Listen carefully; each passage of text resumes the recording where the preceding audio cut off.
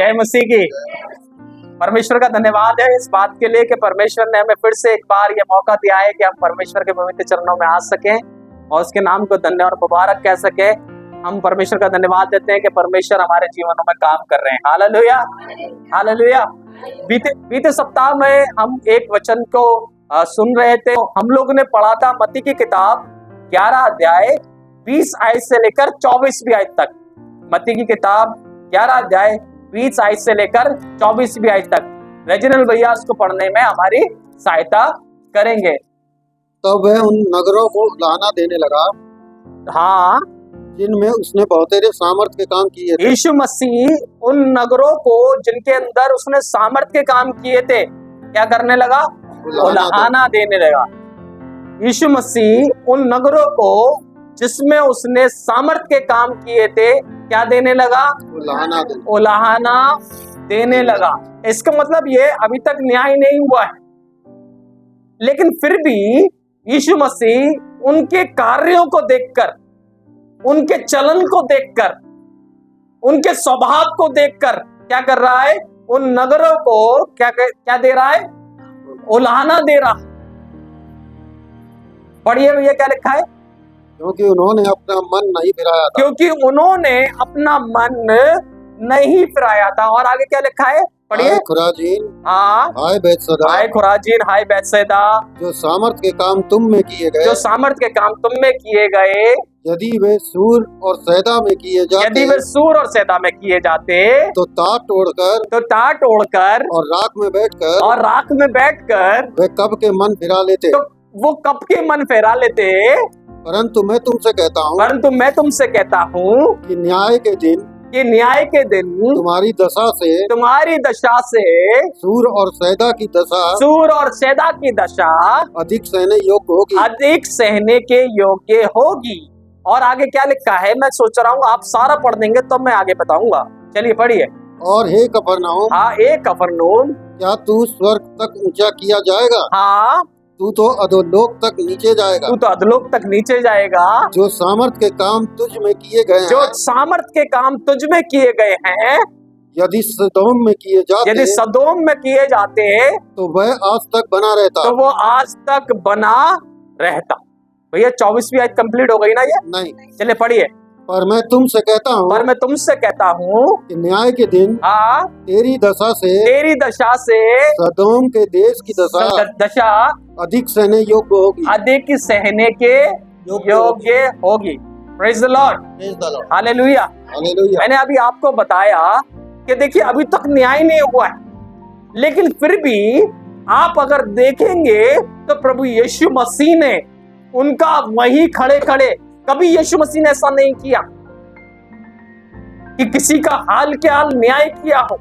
लेकिन अगर आप देखते हैं तो आपको देखने को मिलेगा उसने प्रभु यीशु मसीह ने क्या कहा?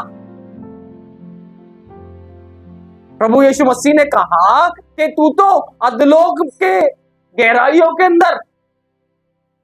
भैया पढ़िए कि जरा वाली आयत क्या लिखा है? और एक कफरनहूम, क्या तू स्वर्ग तक ऊंचा किया जाएगा? तू तो अधोलोक तक नीचे जाएगा। सुनिए जरा गौर से बात को। बाइबल कहती है कफरनहूम के लोगों से यीशु मसीह कहने लगा तू तो ये सोचता है कि तू स्वर्ग में चढ़ जाएगा, मतलब तू उद्धार को प्राप्त करेगा, लेकिन मैं तुझसे कहता हूं तू उद्धार को प्राप्त नहीं करेगा। तू कहां जाएगा? अधोलोक की गहराइयों तक, जहां पर मालूम है क्या पाया जाता है? नरक पाया जाता। इसका अर्थ क्या है?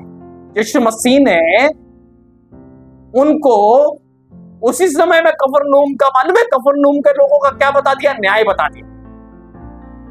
उसी समय में क्यों बता दिया यीशु मसीह ने उस कफरनहूम के लोगों का न्याय? ध्यान से सुनिए मेरी बात को। प्रभु यीशु मसीह आपके जीवन के अंदर आए, वैसे ही उधर गए, और यीशु मसीह ने मालूम है उनके सामने मानो स्वर्ग से सामर्थ को प्रकट कर दिया, और उन्होंने मुर्दों को जिंदा होते हुए देखा, उन्होंने अंधों को चंगा होते हुए देखा, उन्होंने दुष्ट आत्माओं को निकलते हुए देखा, उन्होंने बीमारों को चंगा होते हुए देखा, उन्होंने लंगड़ों को चलते हुए देखा, लेकिन फिर भी उन्होंने प्रभु के राज्य को स्वीकार करना ना चाहा। उन्होंने अपने जीवन को बदलना ना चाहा। तब यीशु मसीह ने ऐसा करके कहा, सूर और सैदा के विषय के अंदर, जो बहुत परमेश्वर की दृष्टि के अंदर खराब देश थे, जिनको परमेश्वर ने छोड़ दिया, नाश कर दिया। सदोम को परमेश्वर ने नाश कर दिया। क्यों नाश कर दिया? क्योंकि वो परमेश्वर की दृष्टि में बुरे थे, भ्रष्ट थे, खराब थे। लेकिन फिर भी परमेश्वर का वचन इस प्रकार से कहता है, तुम्हारी दशा इनकी दशा से भी बेकार होगी। क्यों होगी? बताइए क्यों होगी? क्योंकि तुमने सब कुछ देखा है, उन्होंने तो ये सब कुछ नहीं देखा जो तुम देख रहे हो। तुमने जो चमत्कार देखे हैं, जो तुमने परमेश्वर की आशीष देखी है, जो तुमने बदलाव देखे हैं, जो तुमने चमत्कार देखे, वो उन्होंने नहीं देखा। अगर उन्होंने देखा होता तो वो तो बदल जाते। Hallelujah, hallelujah, hallelujah. मैं आपको कहना चाहता हूं, मैंने और आपने परमेश्वर की सामर्थ को देखा है। परमेश्वर ने मेरे जीवन में काम किया है, परमेश्वर ने हमारे जीवन में बदलाव दिया है, परमेश्वर ने हमारे जीवन में चमत्कार किया है। तब भी हम अपने जीवन को ना बदले तो परमेश्वर हमसे क्या कहेगा? बताइए। हम तो सदोम और अमोरा से भी कहीं भी तो निकलेंगे। आपको मालूम है, कभी कभी हम परमेश्वर के अंदर आ तो जाते हैं, हमने चमत्कार देखे हैं, सब कुछ देखे हैं, परमेश्वर ने हमारे अंदर काम भी किया है, हमारी प्रार्थना को सुनकर उत्तर भी दिया है, लेकिन हमारे जीवन में बदलाव नहीं आता। क्यों नहीं आता? पता है क्यों नहीं आता? क्योंकि हमने पाप के साथ में रहना सीख लिया है, उसको छोड़ना नहीं, वरन उसके साथ में रहना क्या हो गया है? सीख लिया। हमने परमेश्वर के साथ में रहना नहीं सीखा। हमने किसके साथ में रहना सीख लिया है? पाप के साथ में रहना सीख लिया। और आज मैं एक ऐसा वचन आपको बताना चाहता हूं कि जिसके ऊपर मैंने आज तक किसी प्रचारक के मुंह से प्रचार नहीं सुना। आज तक किसी प्रचारक ने उस विषय के अंदर बताया ही नहीं। लेकिन जब सदोम और अमोरा नाश किए गए, तो सदोम और अमोरा के विषय में ही बाइबल में क्यों सबमिट किया गया है? सूर और सैदा के विषय में लिखूंगा इसके अंदर। क्या सूर और सैदा मालूम है आपको? बाइबल के अंदर कहां पर है? सदोम और अमोरा के विषय में ही सबमिट क्यों किया गया? आज क्यों? पर मैं यीशु मसीह एग्जाम्पल दे रहा था। मैंने आपको बताया था पिछले सप्ताह के अंदर, पिछले सप्ताह में आपको बता रहा था इस बात के लिए।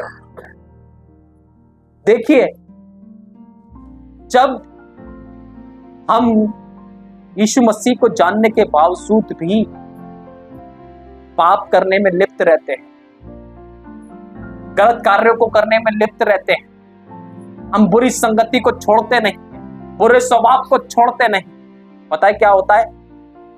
हम उद्धार में के पास आने के बावजूद भी उद्धार प्राप्त नहीं कर पाते।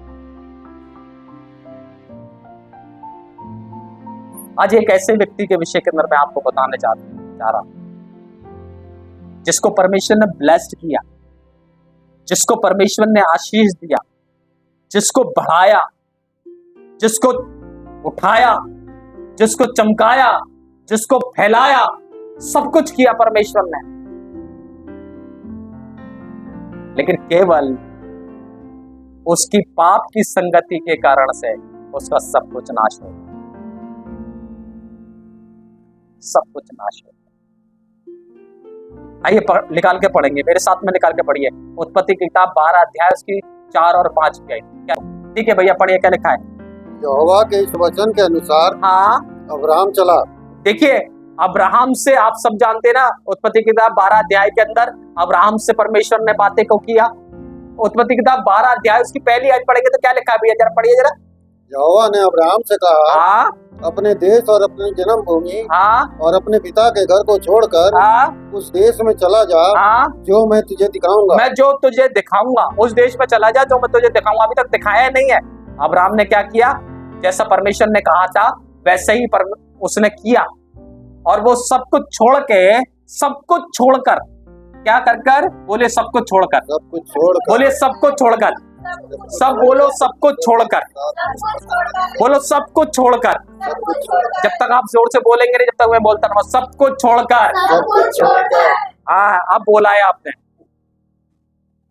सब कुछ छोड़ने की बारी आती है ना, हम नहीं छोड़ना चाहते, लेकिन वो ऐसे ही आशीषित नहीं हुआ, उसने सब कुछ पहले।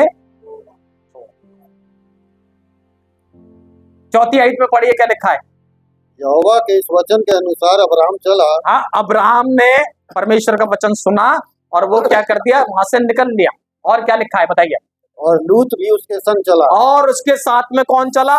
लूत भी उसके साथ में चल लिया। और जब अब्राहम हारान देश से निकला, हाँ, उस समय वह 75 वर्ष का था। देखिए, जब वो हारान देश से निकला तब कितने साल का था? 75 साल का था। और आगे पढ़िए क्या लिखा है? तो अब्राहम अपनी पत्नी सारे, हाँ, और अपने भतीजे लूत को, हाँ, और जो धन उन्होंने इकट्ठा किया था, हाँ, और जो प्राणी उन्होंने हारान में, हाँ, प्राप्त किए थे, हाँ, सबको लेकर, हाँ, कनान देश में जाने को निकल चला। बस ध्यान से सुनिए इस बात को। जब अब्राहम अपने पिता के घर को छोड़ के निकला था ना, तब उसके पास में केवल उसकी पत्नी और उसका भतीजा कौन था?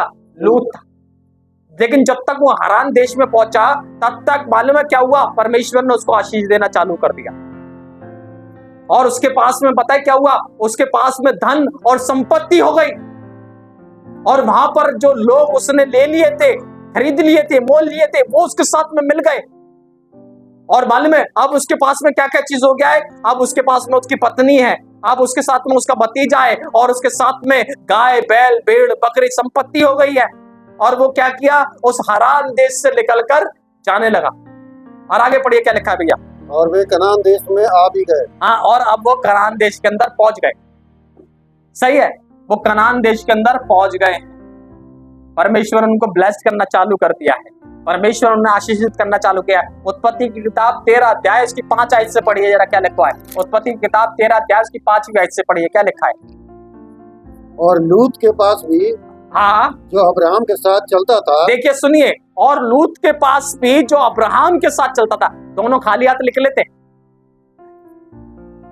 अब्राहम से कहने लगा लूत, जहां तू जाएगा चाचा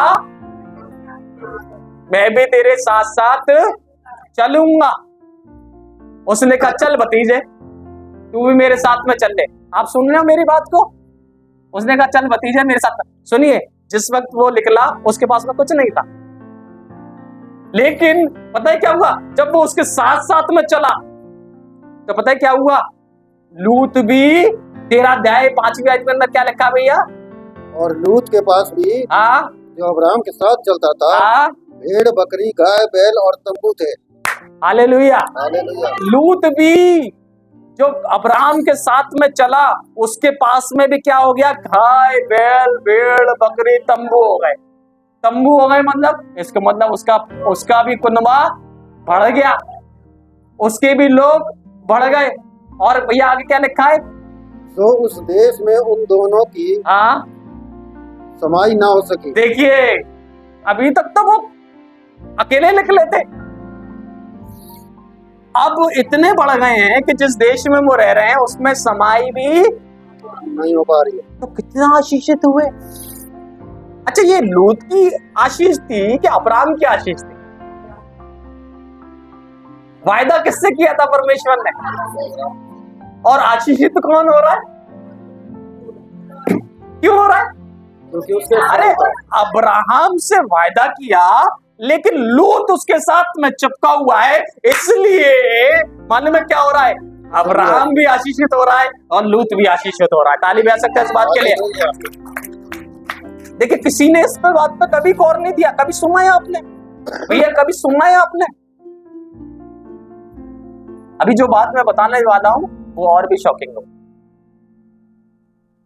ध्यान से सुनिए, जब आप विश्वासी लोगों के साथ में संगति करते हैं, जब आप ऐसे लोगों के संग में रहते हैं जो परमेश्वर पर ईमान रखते हैं, परमेश्वर पर विश्वास रखते हैं, वो परमेश्वर पर अपने अपने जीवन से ज्यादा परमेश्वर पर भरोसा रखते हैं, वो किसी और से ज्यादा परमेश्वर पर भरोसा रखते हैं। जब आप ऐसे लोगों के साथ में रहते हैं, मैं आपको बताना चाहता हूं, वो तो आशीषित होगा ही और आप भी आशीषित हो। हालेलुया। अगर आप कलीसिया के अंदर संगति बराबर रखते हैं, आप आशीषित होने लग जाएंगे। हालेलुया। आप प्रार्थना करने वालों के साथ में रहते हैं, आपका जीवन आशीषित होने लग जाएगा। हालेलुया। अगर आप आशीषित व्यक्ति के साथ में रहते हैं, आप आशीषित होंगे। लेकिन अगर आप किसी पापी मनुष्य के साथ में रहते हैं, तो उसका स्वभाव आपके अंदर आ जाए। समझ में आ रही है? आप जिस व्यक्ति के साथ में रहते हैं, आपका स्वभाव वैसा ही बन जाता है। अगर मैं ज्यादा संगति पापियों की करता हूं, पापियों की मंडली में बैठता हूं, पापियों की संगति में रहता हूं, तो मैं आपको बताना चाहता हूं, मेरा स्वभाव उनके जैसा बनता जाएगा, उसका प्रभाव मेरे ऊपर आ जाएगा। 100% कह रहा हूं मैं आपको। बुरी संगति अच्छे चरित्र को बिगाड़ देती है। हाँ, बाइबल कहती है बुरी संगति अच्छी संगति बुरे को भी सुधार सकती है। लेकिन जगह अगर संगतियों का फर्क है, आप कैसी संगति रखते हैं। अब्राहम के साथ में लूत चल रहा है, तो लूत क्या हो रहा है? देखिए, समा ना सके, निर्णय क्या लिया उन्होंने, पढ़िए भैया आगे क्या लिखा। समाई ना हो सकी कि वे इकट्ठे रहे, क्योंकि उनके पास बहुत धन था। बहुत धन था। अभी तक तो धन नहीं था, अब कहां से धन आ गया भाई? इसलिए वे इकट्ठे ना रह सके। इसलिए वो इकट्ठे ना रह सके। समझ में आ रही है आपको? कितना धन, इतनी संपत्ति, इतना सब कुछ केवल एक आशीषित पुरुष के साथ में रहने से लूत को मिला। किसके साथ में रहने से? बहुत सारे लोग कलीसिया के अंदर संगति रखना नहीं चाहते, पता है आपको? अरे क्या करूंगा चर्च जाकर, क्या करूंगा प्रार्थना में जाकर, बहुत काम है मेरे पास में। चर्च जाना छूट जाता है, काम खत्म हो जाता है। परमेश्वर की संगति छूट जाती है, जीवन खराब होने लग जाता है। क्यों? क्योंकि परमेश्वर की संगति तो छोड़ दी। फिर मालूम है किसकी संगति कर रहे हैं? आप अविश्वासियों की संगति कर रहे हैं। आप किसकी संगति कर रहे हैं मालूम है? जादू टोना करने वालों की संगति कर रहे हैं, अंधकार में बैठे हुए लोगों की संगति कर रहे हैं, जो ज्यादा चीजों को कर रहा है आप उसकी संगति कर रहे हैं। मालूम है फिर आपका स्वभाव भी कैसा है? अरे मैं तो कुछ कर नहीं रही थी, बस उसके संग में बैठी थी जाकर, मैंने क्या किया? बोलते कि नहीं बोलते? अरे आपको उसकी संगति में मजा आ रहा है, पता है आपको? जिस दिन वो नाश होगा ना, गेहूं के संग गुड़ भी पिसेगा। कहते हैं ना, गेहूं के संग में आप किसकी संगति कर रहे हैं? पता है आपको मैं आपको बताना चाहता हूं क्यों यीशु मसीह ने कहा, क्यों यीशु मसीह ने कहा उनको लाना देते हुए? पता है क्यों? मैं आपको बताना चाहता हूं, इसलिए क्योंकि उन्होंने सामर्थ्य के काम तो देखे, लेकिन मालूम है उनकी संगति क्या थी? सदूकी और फरीसियों के साथ में संगति थी। उनकी ऐसी लोगों के साथ में संगति थी जो यीशु मसीह का इनकार करते थे, जो यीशु मसीह का इनकार करते थे। मालूम है इसलिए यीशु मसीह ने कहा, तुमने अपने हृदय को कठोर कर लिया है, तुमने अपने मनों को नम्र और दीन नहीं किया, तुमने अपने जीवन को बदलना नहीं चाहा, इसलिए तुम भी नाश हो जाओगे। सुनिए मेरी बात को गौर से सुनिए। आप अपने जीवन को बचाने के लिए यदि समय नहीं निकालना है, आप अपने जीवन को बचाने के लिए यदि संगति पवित्र लोगों के संग में संगति नहीं रख रहे हैं, आप कलीसिया में नहीं आ रहे, आप कलीसिया के लोगों से मुलाकात नहीं कर रहे, आप प्रार्थना में नहीं बैठ रहे, आप पर बाइबल को नहीं पढ़ रहे, आप परमेश्वर की आवाज को नहीं सुन रहे, आपका जीवन मालूम है क्या होगा? धीरे धीरे करके विनाश की ओर चला जाएगा। मैं गारंटी दे रहा हूं आपको, चेक कर लीजिएगा।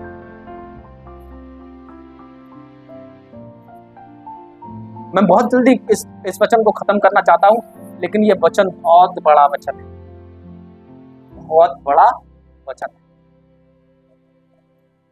मेरी बात को गौर से सुनिए। देखिए लूत उसके संग में था, आशीषित हुआ कि नहीं हुआ? अब कुछ समा नहीं पा रहे, अलग अलग होने का विचार किया। क्या किया? अलग अलग होने का विचार किया। अलग अलग विचार करने के बाद में मालूम है क्या किया?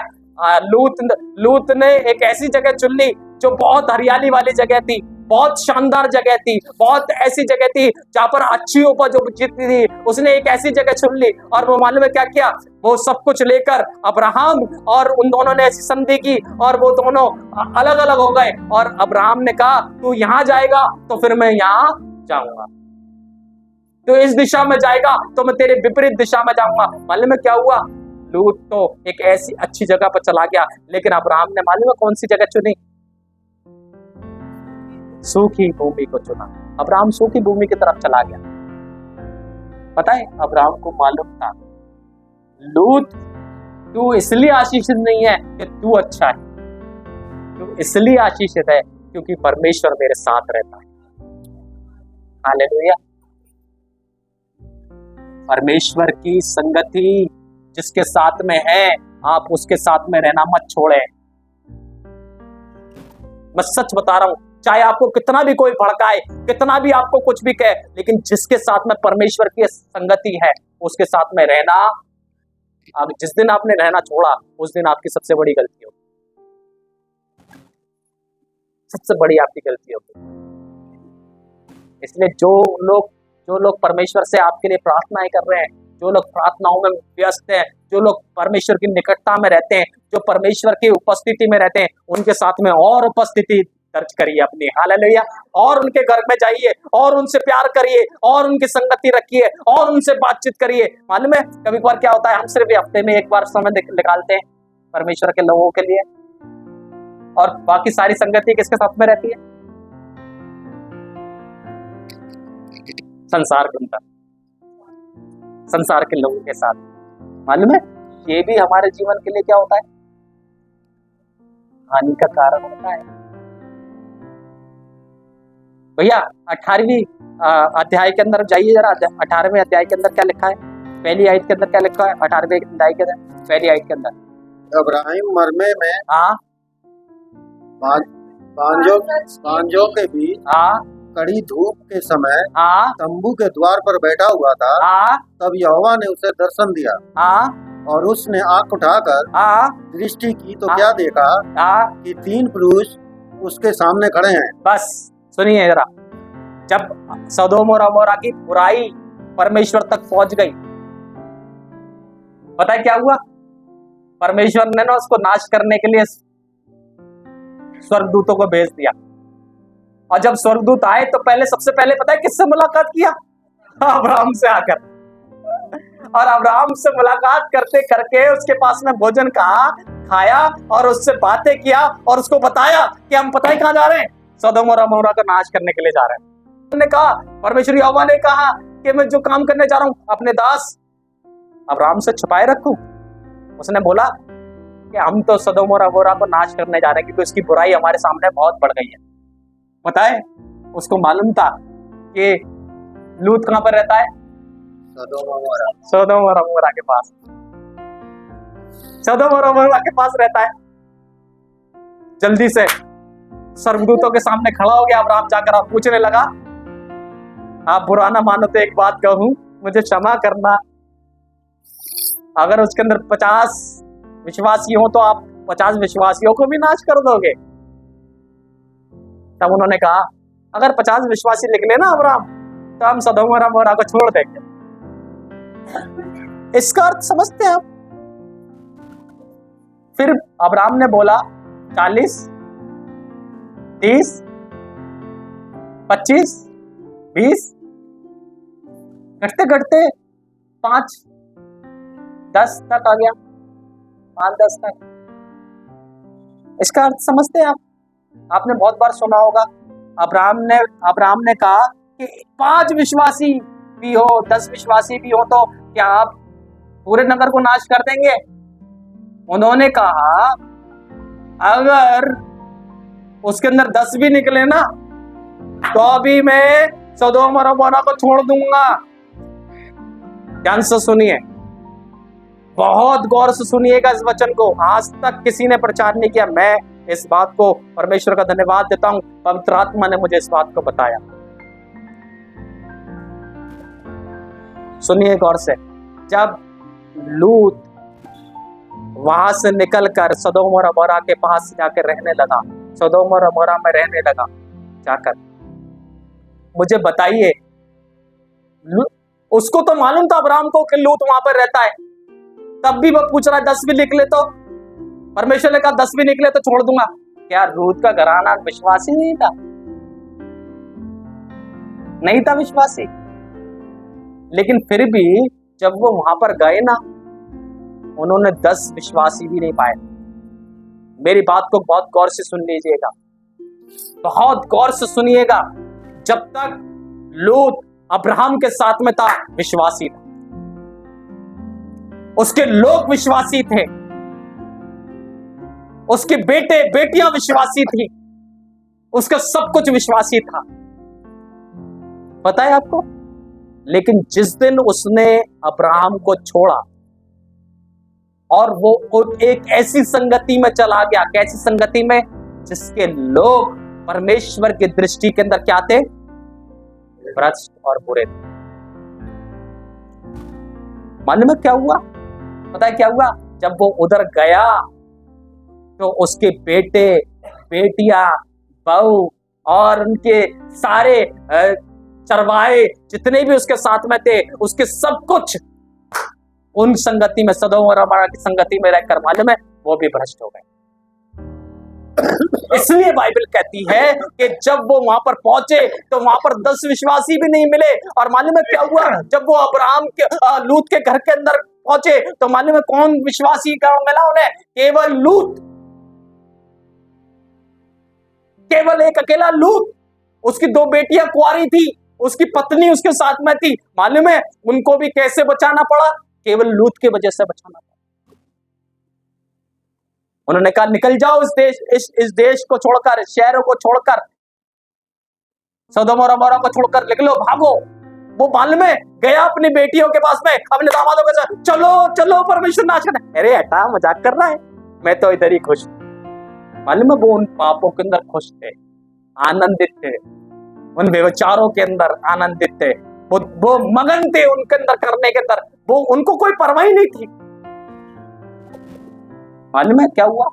पता है क्या हुआ? मैं आपको पता है क्यों बताना चाह रहा हूं ये? स्वर्गदूतों ने हाथ को पकड़कर कहा निकल जाओ यहां से, नहीं तो तू भी नाश हो जाएगा।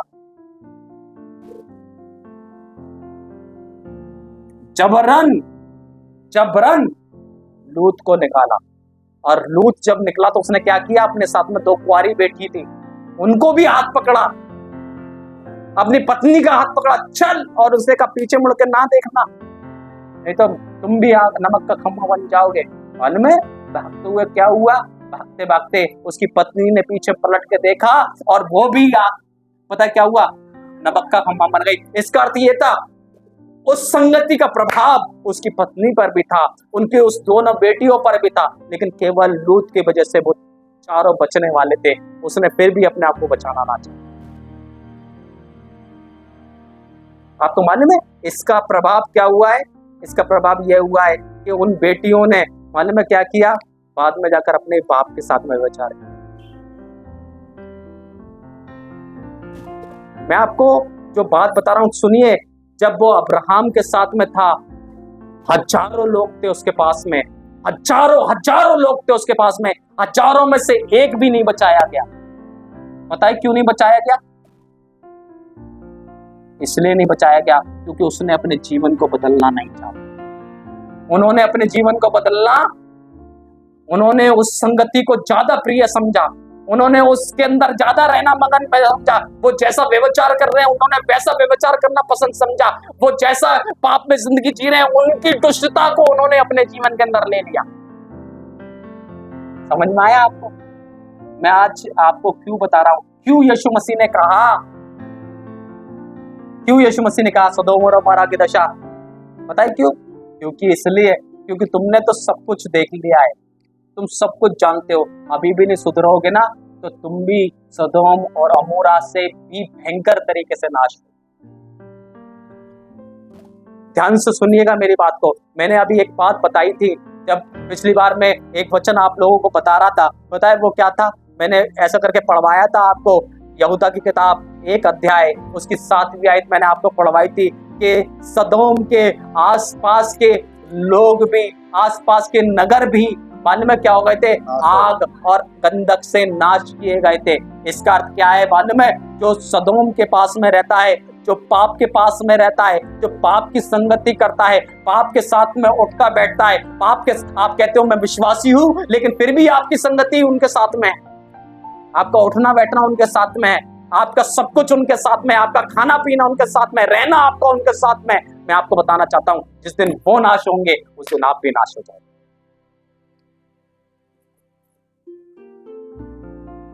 साफ क्यों लिखा है इसके अंदर, ये क्यों वचन सबमिट किया गया है? यहूदा की किताब 1 अध्याय उसकी 7वीं आयत के अंदर कि सदोम और उसके आसपास के नगर भी पाप करने लगे और वो भी पता है क्या हो गए? नाश हो। क्यों लिखा है? ध्यान से सुनिए। आज आपने जब परमेश्वर के वचन को सुना है, वचन पर यीशु को जान लिया है, तो मालूम है सबसे पहले क्या करना है?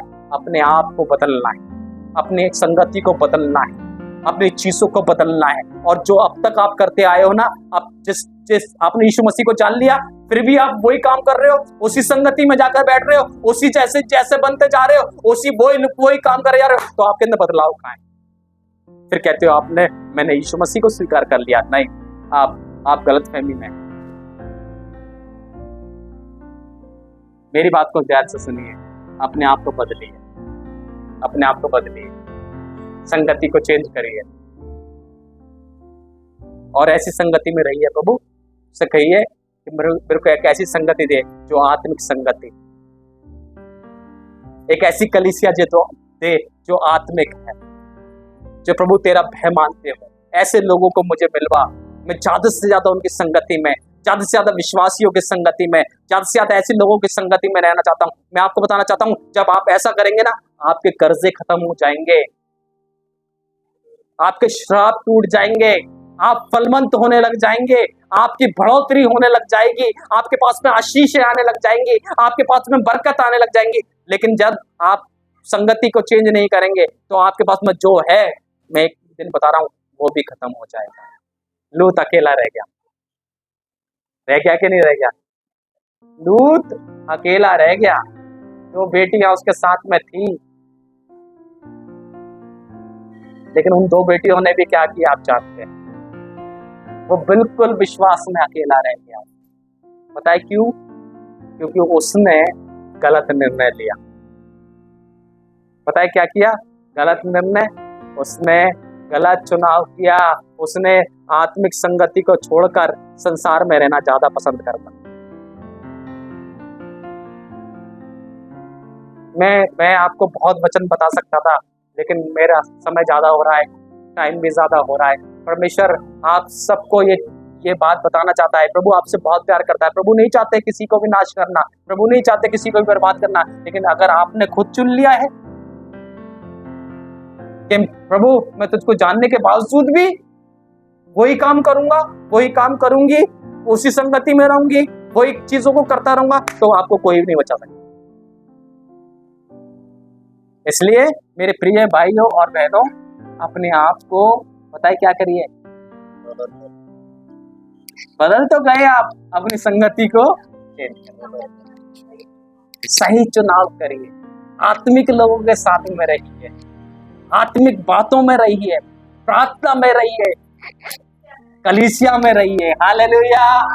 प्रभु आपको आशीषित करेगा, परमेश्वर आपको आशीष करे। Hallelujah, hallelujah. आइए अपनी आंखों को बंद करेंगे, सर को झुकाएंगे, प्रार्थना करेंगे। प्रभु यीशु मसीह, हम आपका धन्यवाद देते हैं इस कलाम के लिए जो आपने हमें फिर से एक बार ये मौका दिया कि आप इस कलाम को सुनने पाए प्रभु, और आपकी आवाज को सुनकर प्रभु और आपके अनुसार प्रभु जी हम कार्यों को करने पाए। पिताजी हम प्रार्थना करते हैं जितने लोग वो परमेश्वर प्रभु जी इस वचन को सुने, सभी को आप आशीषित करें, उन गलत संगतियों से छुड़ाएं और वो परमेश्वर प्रभु जी और अपनी सामर्थ्य को प्रदान करें पिता, ताकि प्रभु जी आपकी महिमा में एक एक जन जो प्रभु परमेश्वर हमें इस वक्त सुन रहा है प्रभु जी आप में बढ़ता चले जाए हालेलुया, और आपकी महान आशीषों को बरकतों को प्राप्त करें और साथ के साथ में उस अनंत शांति और आनंद और अनंत जीवन को धारण करें। प्रभु धन्यवाद देते हैं कि आप हमारी प्रार्थना को सुन लिए। यीशु के नाम से प्रार्थना मांगते हैं पिता, सुन और स्वीकार करें। आमीन आमीन। God bless you. जय मसीह की। प्रभु आप सभी को आशीष दे।